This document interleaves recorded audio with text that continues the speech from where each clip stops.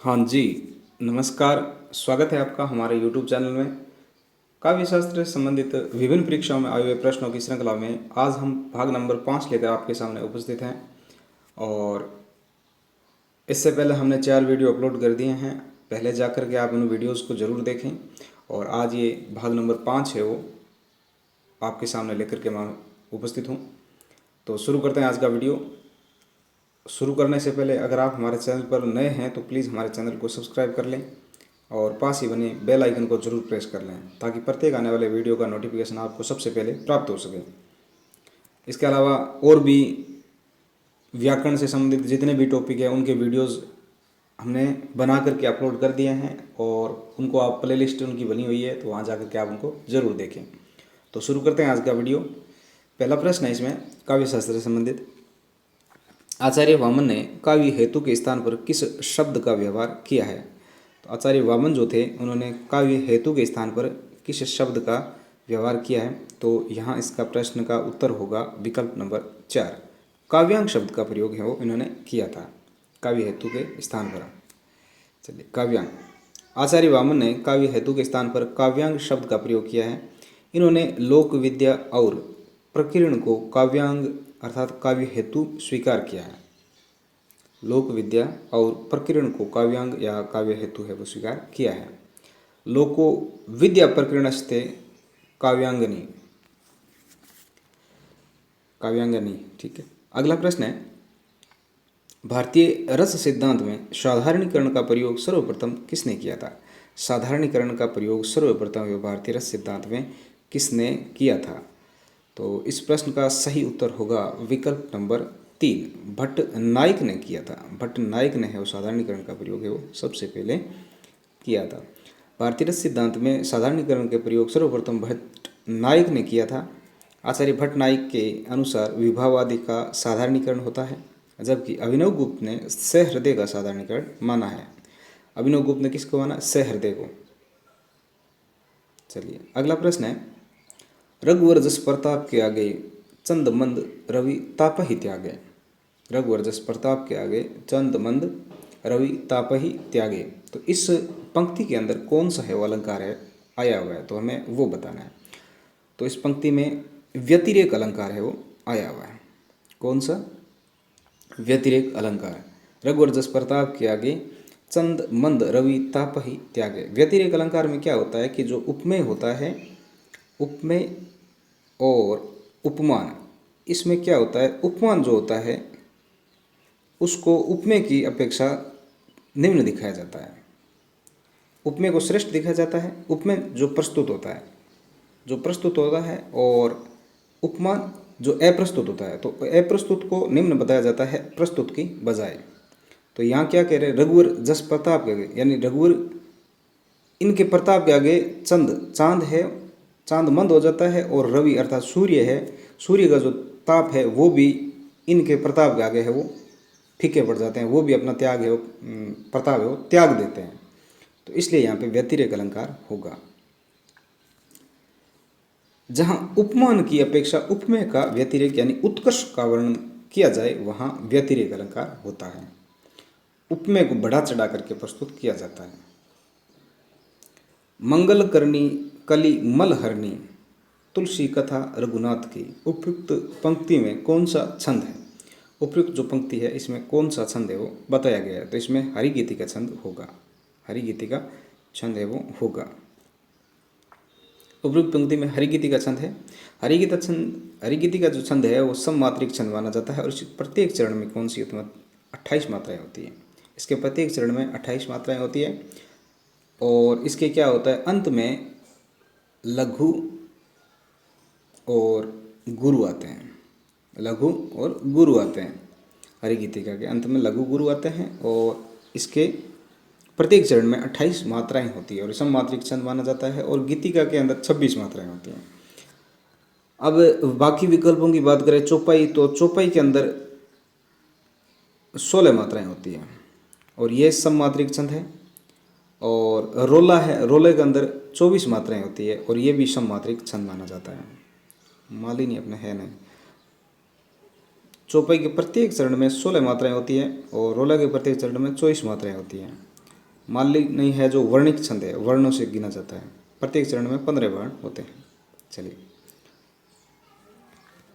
अगला प्रश्न है, भूली कहत नव रस सुकवै सकल मूल सिंगार। यह उक्ति किस आचार्य की है? यह उक्ति है वो किस आचार्य की है? तो ये उक्ति आचार्य देव की मानी जाती है। आचार्य देव की यह उक्ति मानी है। देव का मूल नाम देवदत्त था। देवदत्त मूल नाम था इनका। देव आचार्य और कवि दोनों रूपों में प्रसिद्ध है। देवहित हरिवंश के अनन्य संप्रदाय में दीक्षित है। किसके? हित हरिवंश के अनन्य जो संप्रदाय था, संप्रदाय का नाम अनन्य संप्रदाय था, उसमें है वो देव दीक्षित थे। इनकी प्रमुख रचनाओं की अगर बात करें तो निम्न मानी जाती है, जिसमें भाव विलास है, अष्टयाम है, देवचरित है, रस विलास है, प्रेम चंद्रिका है, सुजान विनोदय आदि बहुत सारी रचनाएं हैं वो देव की मानी जाती है। इनमें एक कॉमन बात यह है कि इनकी जो लगभग रचना है वो विलास नाम से बहुत ज़्यादा है। रस विलास है, देव विलास है, भाव विलास है, आनंद विलास है, बहुत सारी रचना है वो विलास से संबंधित है। चलिए अगला प्रश्न है, मोम सा तन घुल चुका अब दीप सा मन जल चुका। उपयुक्त पंक्ति में कौन सा अलंकार है? तो आपको बताना है कि इस पंक्ति के अंदर अलंकार कौन सा है।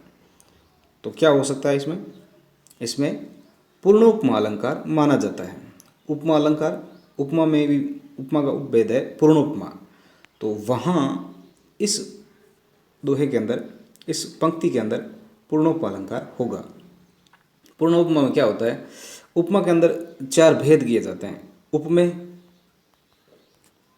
उपमान, वाचक शब्द और साधारण धर्म। साधारण धर्म तो उपमा के अंदर जब ये चारों, किसी पंक्ति के अंदर ये जब चारों विद्यमान होते हैं ना, तब वहाँ पूर्णोपमा अलंकार होता है। चारों जब प्रस्तुत होते हैं तो वहाँ पूर्णोपमा अलंकार होता है। ठीक है, तो उपयुक्त पंक्ति में पूर्णोपमा अलंकार है जहाँ उपमा के चारों अंग मौजूद हो, वहाँ पूर्णोपमा अलंकार होता है। उक्त पंक्ति में इसमें क्या है? मोम जो है, मोम है उपमान, ये मोम सा, मोम है उपमान। तन क्या है? उपमेय है, ये है तन उपमेय, यानी मोम की उपमा दे रहा है तन से। और सा जो संबंध बता रहा है, सा है वो सादृश्य वाचक है। सा है वो सादृश्य वाचक शब्द है। और घुलना है वो समान धर्म है। इसको क्या कहते हैं? साधारण धर्म कहते हैं। तो घुलना है वो साधारण धर्म है। मोम सा तन घुल चुका अब दीप सा मन जल चुका। चलिए अगला है, किस रस का स्थायी भाव जुगुप्सा है? किस रस का स्थायी भाव जुगुप्सा है? तो विभत्स रस का स्थायी भाव जुगुप्सा माना जाता है। जुगुप्सा या घृणा कह सकते हैं। विभत्स रस में मांस, रुधिर, धार, पीत, मवाद आदि घृणोत्पादक वस्तुओं का वर्णन होता है। चलिए अगला प्रश्न है, कारण के बिना कार्य के, कारण के बिना कार्य के होने का वर्णन होने पर कौन सा अलंकार होता है? कारण के बिना कार्य के होने पर विभावना अलंकार होता है। सबको पता है आपको, विभावना अलंकार होता है। बिना, बिनु, बिन, ये इसमें कुछ पहचान के शब्द हैं। जहाँ कारण के बिना कार्य होने का वर्णन हो वहाँ विभावना अलंकार होता है। बिनु पद चले, सुने बिनु काना, कर बिनु कर्म, करे विधि नाना। तो इसमें विभावना अलंकार है। चलिए अगला है, काव्य मीमांसा के लेखक है। काव्य मीमांसा के लेखक राजशेखर है। काव्य मीमांसा के लेखक कौन है? राजशेखर है।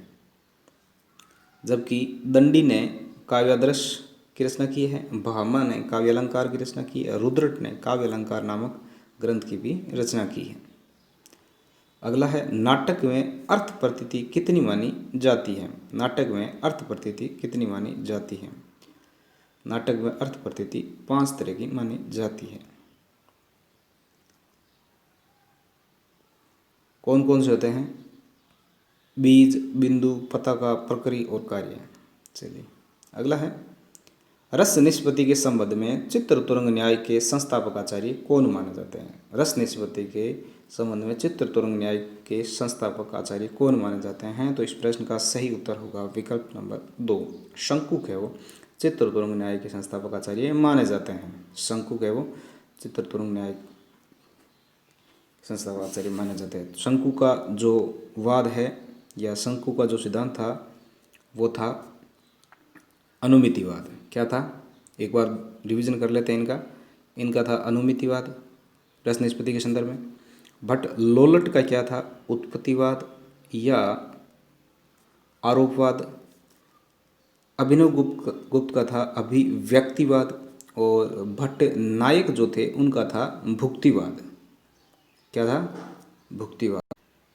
रस निष्पत्ति के संबंध में चित्रतुरंग न्याय के संस्थापक आचार्य शंकुक है। इन्होंने न्याय सिद्धांत के आधार पर रस निष्पत्ति की व्याख्या की है। इनके अनुसार रस निष्पत्ति नहीं होती है बल्कि अनुमिति होती है, आचार्य अर्थात उसका अनुमान किया जाता है।